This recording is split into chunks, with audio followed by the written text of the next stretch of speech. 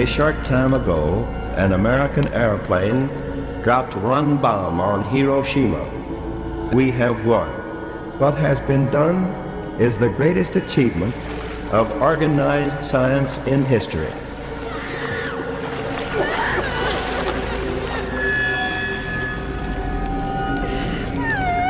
He knew the world would not be the same. Few people laughed. Few people cried. Most people were silent. Now I am become death, the destroyer of worlds. We should strive not to use violence in fighting for our cause, but by non-participation in anything you believe is evil.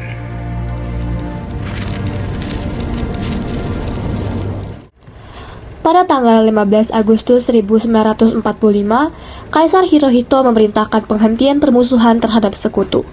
Setelah sebelumnya, yaitu pada tanggal 14 Agustus 1945, sekutu menjatuhkan bom atom di kota Hiroshima dan Nagasaki. Berita tentang gencatan senjata yang dilakukan oleh Jepang ini disiarkan di radio Jepang dari Tokyo. Ternyata siaran tersebut tertangkap di Indonesia dan Sultan Syahrir mendengarnya. Hei, hentikan peperangan ini.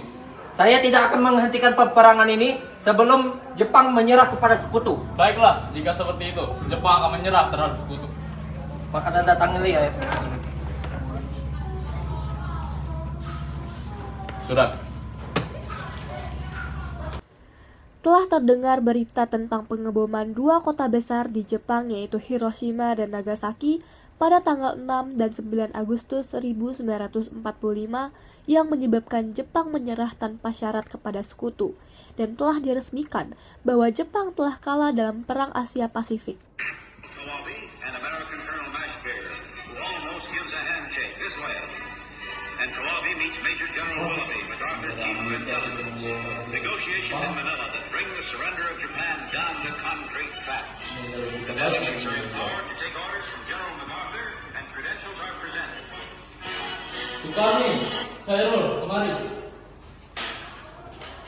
Ada apa, Bu? Apakah kalian sudah mengetahui bahwa Jepang itu terpaksa mengalah terhadap sekutu? Benarkah itu? Ada apa dengan negara Jepang? Negara Jepang sudah dibombardir oleh Amerika tepat di ibu kotanya, yaitu kota Nagasaki dan juga kota Hiroshima. Kalau begitu, kita harus segera memberitahukan kemerdekaan ini. Benar itu, Jepang sudah tidak ada lagi wewenang di negara kita. Kita harus segera memanfaatkan momen ini. Baik, mari. Setelah mendengar berita kekalahan Jepang, Chairo Saleh segera merencanakan pertemuan dengan anggota golongan muda lainnya untuk membicarakan masalah proklamasi kemerdekaan. Pertemuan ini dilangsungkan di Jalan Pengangasan Timur nomor 17 Jakarta pukul 20.00 WIB. Teman-teman, sudahkah kalian mendengar berita kekalahan Jepang? Belum, kawan. Dari mana engkau tahu kabar itu? Barusan saya dan Sukarni bertemu dengan Syahrir. Ia sedang mendengarkan siaran radio Jepang yang mengumumkan berita tentang ledakan senjata itu. Berarti negara kita dalam vakum of power dong? Benar, demikian saya mengumpulkan kalian semua di sini untuk membicarakan masalah itu. Kita harus memanfaatkan situasi ini untuk memberitahukan kemerdekaan Indonesia. Tepat sekali, kita harus segera membagi tugas. Wikana dan Chairo harus segera pergi ke kediaman Soekarno untuk memberitahukan kabar baik ini.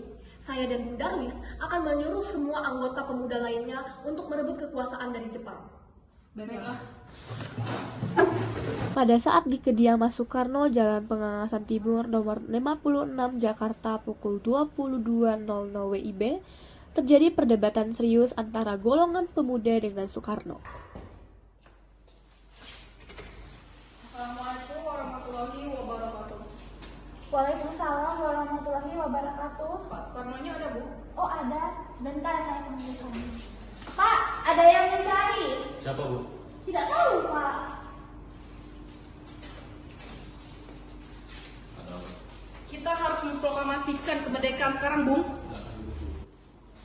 Dalam rangka apa kalian datang ke rumah saya? Kita harus memberitakan kemerdekaan sekarang, Bung. Potong saja batang leher saya, bawa saya ke tepi sekarang. Dan potong batang leher saya, tidak perlu tunggu esok hari. Tapi ini saat yang tepat, Bung. Jepang sudah kalah oleh sekutu dan tak ada lagi kuasa di negeri ini. Mengapa harus menunggu? Rakyat sudah banyak yang menderita akibat penjajahan ini. Jepang adalah masa yang silam. Belum lagi kita harus menghadapi Belanda yang hendak kembali berkuasa di negeri ini. Jika saudara tidak setuju dengan apa yang saya katakan dan menganggap diri saudara menopang kekuatan sendiri, mengapa Anda datang pada Soekarno dan memintanya untuk memproklamirkan kemerdekaan Indonesia? Apa kita harus menunggu janji Jepang untuk memerdekakan bangsa? Kita bisa, Bu. Kita harus bangkit dalam proklamirkan kemerdekaan ini sendiri. Jepang bahkan sudah kalah dalam perang sucinya. Tapi semakin cepat kita memproklamasikan kemerdekaan, semakin cepat pula mengakhiri penderitaan rakyat. Ini yang akan ditunggu oleh bangsa kita, Bung. Baiklah, berikan kami waktu sebentar untuk berunding. Baik. Kemudian, para anggota golongan tua yang berada di kediaman Soekarno langsung membicarakan permasalahan tersebut. Bagaimana ini? Para pemuda menuntut untuk segera memproklamasikan kemerdekaan. Baiklah. Menurut saya, kita harus merencanakan semuanya secara matang supaya tidak terjadi yang kita tidak inginkan.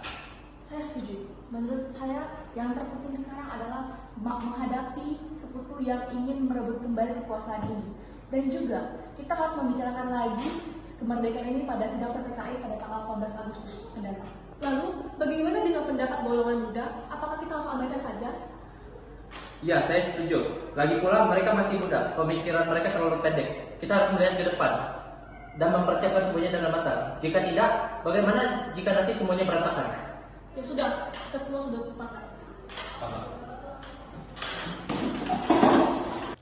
Setelah selesai berunding, para golongan tua segera menemui para anggota golongan muda yang menunggu di luar ruangan. Setelah kami berunding tadi, kami memutuskan untuk tidak tergesa-gesa mengenai hal proklamasi kemerdekaan. Hal ini masih akan dibicarakan dalam sidang PPKI. Siap, Bung. Dengan berat hati mendengar keputusan tersebut, para pemuda meninggalkan kediaman Soekarno. Tetapi, mereka tidak putus asa. Mereka menyusun strategi bagaimana membujuk Soekarno dan Muhammad Hatta untuk memproklamasikan kemerdekaan sesegera mungkin. Bagaimana jika kita mengasingkan Soekarno-Hatta untuk terhindar dari pengaruh Jepang. Ide bagus, tapi wilayah mana yang cocok? Rengas Dengklok, bagaimana jika di sana? Apakah tempatnya itu jauh dari jangkauan Jepang? Sangat aman. Bahkan di sana juga dijaga ketat oleh pasukan peta. Baiklah, besok dini hari kita jemput Soekarno-Hatta untuk kita bawa ke Rengas Dengklok. Nah. Tanggal 16 Agustus 1945 pukul 4 WIB kediaman Soekarno. Assalamualaikum. Waalaikumsalam. Ada apa, saudara? Kami bermaksud membawa Anda dan Soekarno untuk menuju ke tempat pengasingan. Tempat pengasingan? Apa yang saudara maksud? Ya, kami bertujuan untuk membawa kalian untuk diasingkan agar terhindar dari ancaman bentrok antara rakyat dan juga Jepang. Baiklah, kami akan ikut. Sebaiknya Ibu Fatmawati dan anak Anda ikut serta, Bung. Baiklah, saya akan mengajak mereka. Hilangnya Soekarno dan Muhammad Hatta secara misterius pagi itu menimbulkan kepanikan di kalangan para pemimpin di Jakarta. Peristiwa itu baru diketahui oleh Mr. Ahmad Subarjo pukul 8 pagi. Apakah saudara tahu keberadaan Soekarno dan Bung Hatta? Maaf, kami tidak tahu, Bung. Katakanlah padaku. Aku akan menjamin keselamatan mereka ketika kembali ke Jakarta. Dan aku akan menjamin kemerdekaan kalian esok harinya. Akankah kau bersumpah untuk itu? Percayalah kepadaku, nak. Baiklah, kami akan memberitahu tempatnya itu. Di Rengas Dengklok. Baiklah. Nak, antarkan kami ke Rengas Dengklok sekarang. Maaf, Pak. Saya. Oke, baiklah. Silakan, Pak Naik. Saudara, izinkan saya bertanya, mengapa Anda membawa saya kemari? Maaf atas kerancangan kami, Bu, tapi ini demi keselamatan Anda. Kami ingin membicarakan tentang masalah proklamasi kembali. Bukankah yang harus sudah kami katakan? Masalah kemerdekaan masih akan dibicarakan dalam sidang PPKI. Memang benar adanya, tetapi kami semua berpendapat, mengapa harus menunggu dimerdekakan oleh Jepang? Mengapa harus menunggu hasil sidang PPKI kalau kita bisa bergerak dengan kekuatan sendiri? PPKI itu bentukan Jepang, Bu. Kami ingin memproklamasikan kemerdekaan tanpa campur tangan dari Jepang. Pendapat Anda benar, tetapi kita masih terlalu dini untuk memproklamasikan kemerdekaan sendiri. Kita masih perlu bantuan Jepang untuk mencapai kemerdekaan tersebut. Bagaimana bila perkataan Jepang tentang kemerdekaan hanyalah janji belaka? Apa yang harus kita lakukan? Kita harus segera memproklamasikan kemerdekaan ini sekarang juga, Bu. Demi rakyat yang sudah bertahun-tahun terbelenggu akibat penjajahan dari negara Jepang. Mereka berhak bebas, dan sekaranglah saatnya. Tenang hadirin semua, kita harus membicarakannya dengan kepala dingin. Tidak perlu ada ketegangan. Bung Hatta dan Soekarno silakan ikuti saya.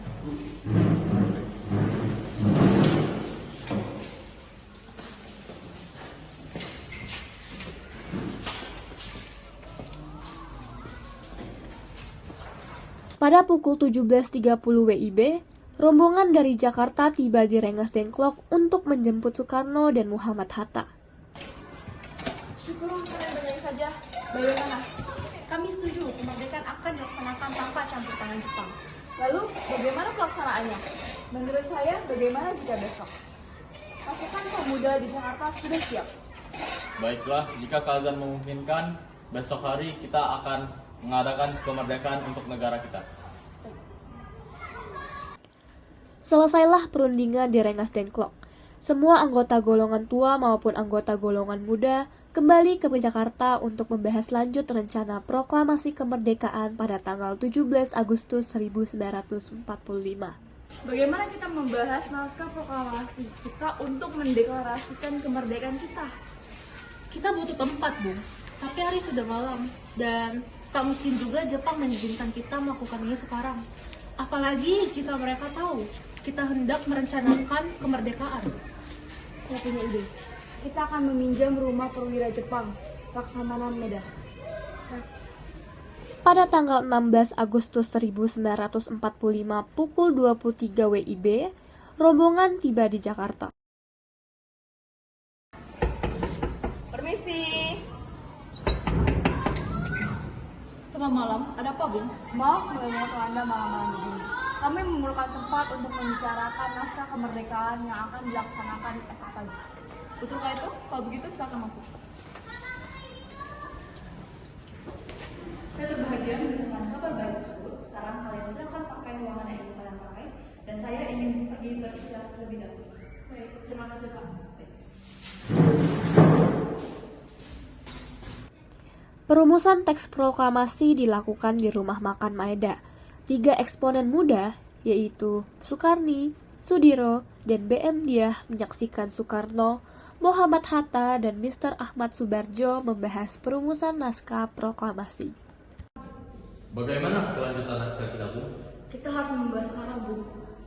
Tetapi negara kita masih belum memenuhi syarat sebagai negara yang utuh, Bu. Bagaimana jika awalan teks berbunyi, kami, bangsa Indonesia, menyatakan dengan ini kemerdekaan Indonesia? Setuju, Bu. Lalu ditambahi dengan kalimat kedua yang berbunyi, hal-hal yang mengenai perpindahan kekuasaan yang dapat diselenggarakan dengan cara seksama dan dengan tempo sesingkat-singkatnya.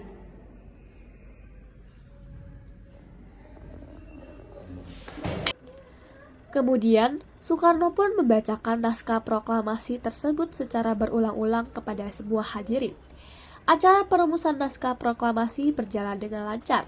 Tidak ditemukan kesulitan untuk menemukan rumusan yang tepat. Sebagai hasil pembicaraan mereka bertiga, diperolehlah rumusan yang ditulis oleh tangan Soekarno. Pada tanggal 17 Agustus 1945 pukul 4 subuh WIB, dibacakanlah rumusan naskah proklamasi untuk yang pertama kalinya di depan para hadirin yang berada di Rumah Maeda yang langsung disetujui. Namun, kemudian timbullah persoalan tentang siapa saja yang akan menandatangani naskah proklamasi.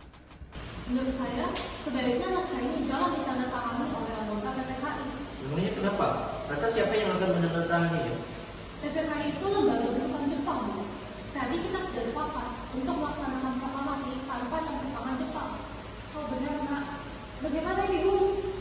Bagaimana ini? Apakah kalian semua memiliki pendapat untuk menyelesaikan masalah ini?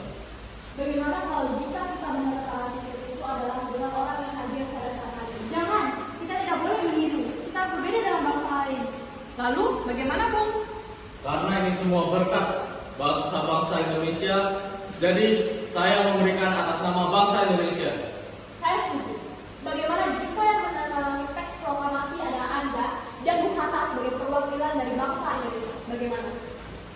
Baik, bagaimana hadirin sekalian? Kami setuju.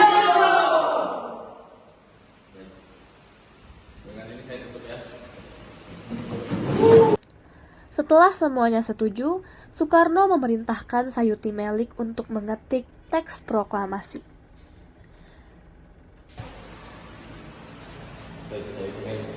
Tolonglah kau ketik teks proklamasi ini dan jagalah teks ini baik-baik. Baik, Bu. Sayuti Melik pun mengetik teks tersebut. Semua persiapan proklamasi rampung pada pukul 4.30 WIB. Lalu, semua hadirin pulang ke rumah masing-masing dengan perasaan gembira. Kemudian, para pemuda mengirimkan kurir-kurir untuk menyampaikan bahwa saat proklamasi telah tiba.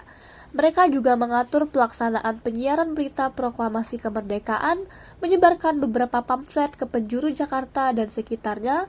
Pengeras suara diusahakan adanya, semua dilakukan agar rakyat dapat turut menyaksikan momen paling berharga untuk bangsa Indonesia. Hei Kak, tolong sebarkan berita tentang proklamasi dan atur tentang penyiaran berita di radio.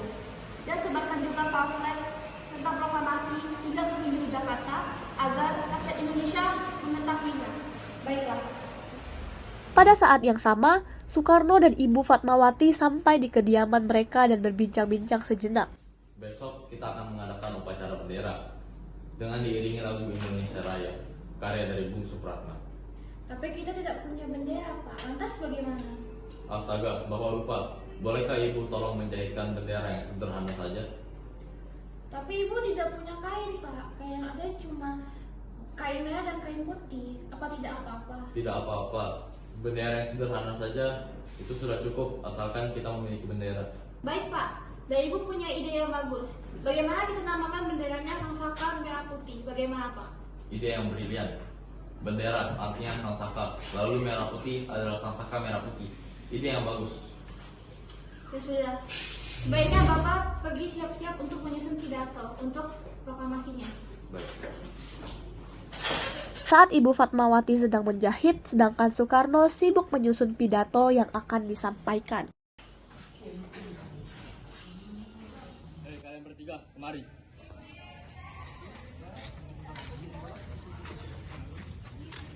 saya ingin menugaskan kalian untuk mengibarkan bendera merah putih di hari ini sebagai simbol untuk kemerdekaan negara Indonesia.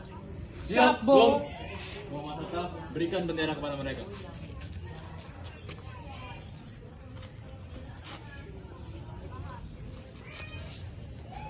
Kemudian dikibarkanlah bendera Sang Saka merah putih diiringi lagu Indonesia Raya. Hadirin turut menyaksikan lagu kebangsaan Indonesia tersebut.